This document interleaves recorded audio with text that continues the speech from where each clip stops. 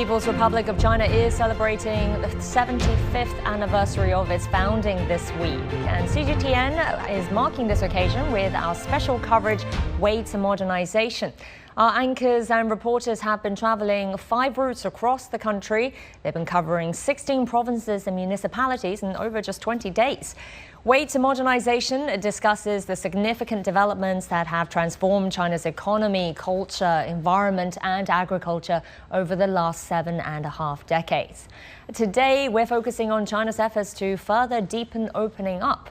My colleagues Mike Walter, Huang Fei and Anas Alfauri joins us live from Nansha Port in Guangzhou.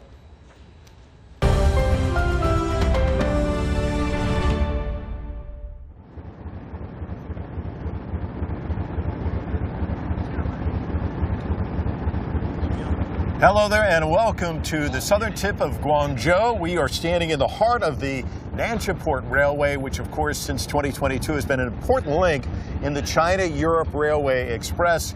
And you know, back in the day in the United States and Hollywood, they had this movie, Trains, Planes and Automobiles. We've got trucks, trains and ships here. And when you add it all together, it's this integrated rail-sea network that's just moving products all over the place. Yeah, it's amazing. The Guangzhou Port Nansha section has really stepped up its game in recent years, opening 35 sea rail routes, as you said, in the last couple of years. And we're looking at one of them in action right now. This 40-foot container currently being lifted up and putting straight onto the track. This is carrying wood from Southeast Asia and it's going to be imported right into South China's Jiangxi province.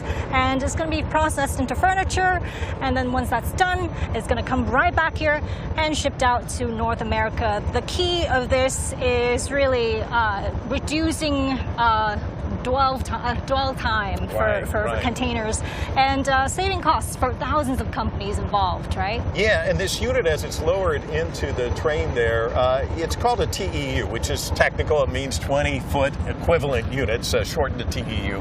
And what you're seeing here is one on its way, but this has been a remarkable story. 100,000 go out the first year. Last year, 300,000 TEUs moved out by sea and by rail. And this year, we're already seeing another jump in the volume. It's going in this direction.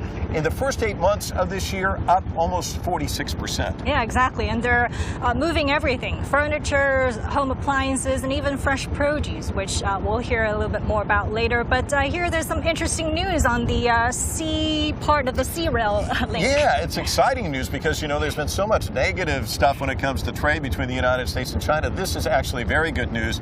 Phase 3, Nansha's Phase 3, went into place last month, which means another ship containing 300 of these containers that we were showing you just moments ago, chock full of refrigerators, air conditioners, LCD screens, all headed from here over to Long Beach, California. Yeah, exactly. And it's super fast, just 14 to 16 days from here in Nansha to Long Beach, California, which is a game changer for a lot of exporters here. As we said, time is money here. So yeah, very exciting times. And it's not just a key gateway to America and Europe. This is also a key connection point to Africa. So right now, Nansha Port is already connected to 300 plus ports in over 100 countries and regions around the world.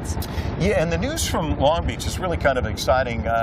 They've signed a friendly port agreement between Nansha and Long Beach, which of course is great news for U.S.-China relations. Now, I know some of our viewers in the United States are saying, wait, longshoremen are out on strike, but that's just on the East Coast. It's not going to impact the ports in Long Beach and Los Angeles. And I mentioned the friendly port agreement. That's one of 60 between Nansha and ports around the world. That's the most of any port in China. Yeah, exactly. And we're going to see more of that this year, especially is a very significant year for foreign trade in China. Nansha Port is, of course, part of the Guangdong Free Trade Port. It is indeed. The free trade zone now has been in place for 9 years. It's the 9th anniversary.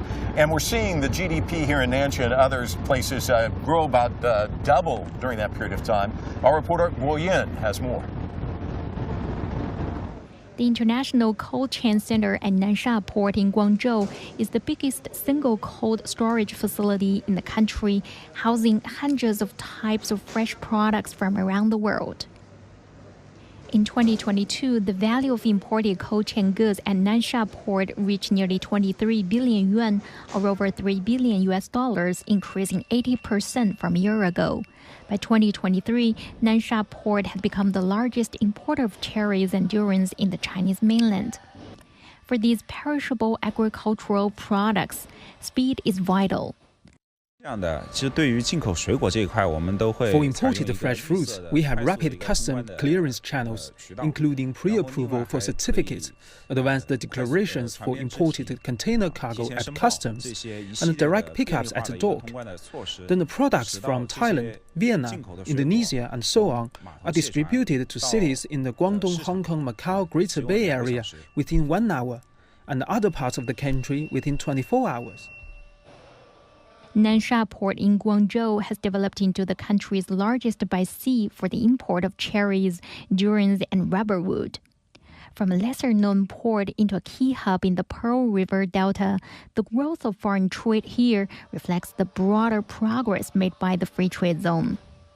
To help businesses thrive and boost foreign trade, it's crucial to create a favorable business environment, drive institutional improvements, and align with high international standards.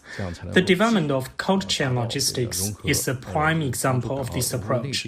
Port authorities and customs are working on ways to enhance inspection efficiency. In the first half of the year, the import and export volume of the free trade zone reached $46 billion, increasing nearly 30% from a year ago. Trade official Zhang Jinsong says the area has become a crucial driver for the entire province. Despite occupying less than 0.1% of the province's land area, the Guangdong Free Trade Zone has contributed 7.6% of the province's foreign trade of imports and exports, and 1/4 of its actual foreign investment. The Guangdong Free Trade Zone was inaugurated in 2015, covering the Nansha New Area in Guangzhou, Qianhai Shekou area in Shenzhen, and Hengqin New Area in Zhuhai. Wow, fascinating report. Those facilities so key here, especially because, as I was mentioning earlier, Nansha, a very important import hub for cherries and durians. Yeah, exactly. And last time our reporter Guo Yan did not get a chance to go inside one of those warehouses because, of course, they're usually not open for public view. But today, you're in luck because our colleague Anas is going to give us a tour inside one of those high-tech warehouses, and the locals call them the Big Fridge of Guangzhou. Anas, show us what's inside.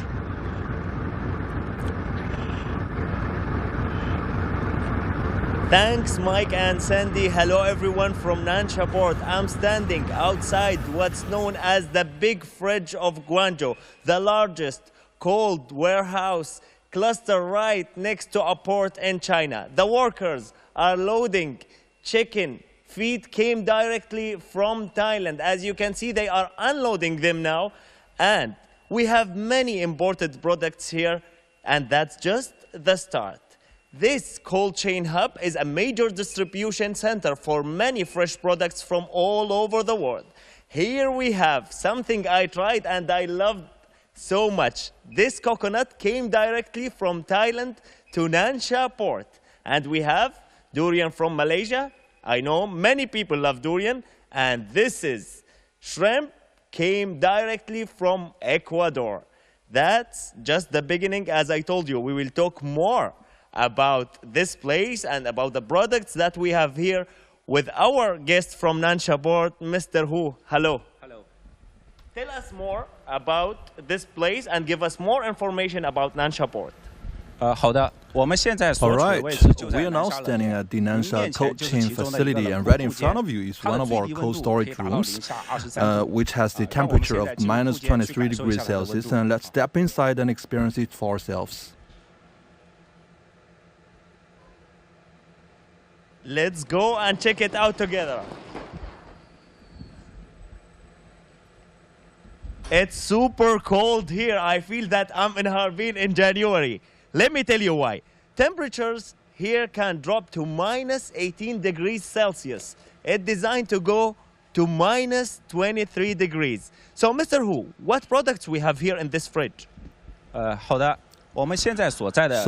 this storage room covers an area of 1,000 square meters, and right beside me you can see a pallet from chicken feet from Brazil, further ahead chicken wings from Thailand, and then frozen durians from Malaysia, and we also have pork bones from Spain. Products from all over the world are stored here. And Nansha Cold Chain has a total of 108 rooms like this, with a combined storage capacity of 230,000 tons. This ensures that the frozen goods can be delivered safely and seamlessly to consumers' tables. Many goods from all over the world. These goods had to be transferred before from other ports to get to Guangdong, but now they arrive directly here at Nansha and can be cleared in as little as 2 hours. That's a huge time saver for business, and as we all know, time is money. Guangzhou's big fridge is only getting bigger. It's expanding to 460,000 ton cold storage, twice as much as its current capacity. And this could make it the biggest fridge in Asia. It became possible by investments from the Chinese state and coordinated efforts from private businesses to create cold chain corridors within the country. Guangzhou's story should inspire many other cities that's still developing their cold chain infrastructure. I'm feeling super cold here. Happy holidays and happy National Day. Let's go back to Mike and Cindy and check how they feel outside. All right, and I couldn't imagine either of us dressed that way. It's nice and warm out here, but he obviously needs to dress warmly in those cold facilities. But it really illustrates how this infrastructure is so critical in seamlessly connecting the Silk Road with the maritime Silk Road. Yeah, exactly. And I know that the train behind us is just about all loaded up, and it's done all the checks and inspections, and it's now ready to go. Let's see if the whistle blows. It might be loud. It's a bit loud. It's just about ready to move. As you mentioned earlier, it's going to leave here as wood and return not too long after as furniture. Yeah, and it's this railway is connected to 10 provinces across China. So, yeah, it's going to go, and we're going to let the head of the train pass us. Yeah. This is already slow, right? This is already a slow day. Yeah, it is because of the National Day holiday week. We will be quiet because it's going to dominate here for a second or two.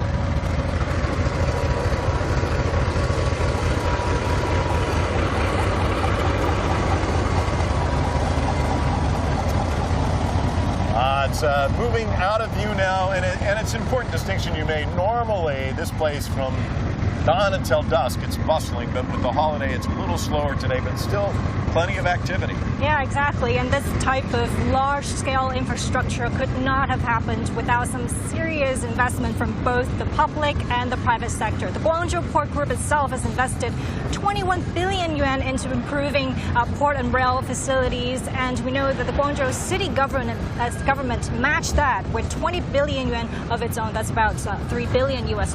Yeah, and the central government just had a meeting where they said that they're going to infuse even more money into the domestic economy, which of course we're seeing here, a perfect illustration. In this case, it doesn't just benefit the local economy, it benefits the country and really spreads out around the world. And as they say, a rising tide lifts all boats. Yeah, and that wraps up our time here in Guangzhou Nansha Port. Back to you, Jiaoyang. Thank you so much, Wang Fei. Thank you so much, Mike, and happy holidays, guys.